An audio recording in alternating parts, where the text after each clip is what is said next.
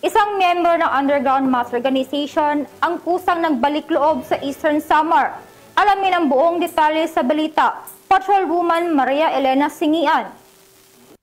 Winakasan ang pakikibaka at kusang nagbalik loob sa pamahalaan ng isang miyembro ng underground mass organization sa Barangay Garden, Arteche, Eastern Samar. Ang pagbabalik loob ay resulta ng matagumpay na panawagan at pagsisikap ng mga tauhan ng 801st Maneuver Company Regional Mobile Force Battalion 8 kasamang Provincial Intelligence Team Northern Samar at Regional Intelligence Unit 8. Samantala, nakatanggap naman ang nagbalik loob ng agarang tulong pinansyal at food packs mula sa mga kapulisan. Ang nasabing surrendery ay nasa kustudiya ng 801st Maneuver Company RMFB-8 para sa kanyang posibleng enrollment sa programa ng ating gobyerno na Enhanced Comprehensive Local Integration Program o ECLIP. Ang pagbabalik loob ng dating miyembro ng UGMO ay representasyon ng mga programa ng ating gobyerno sa pagwawakas ng insurhensya at terorismo ay matagumpay na naipapatupad tungo sa pagkamit ng payapa at maunlad na bagong Pilipinas.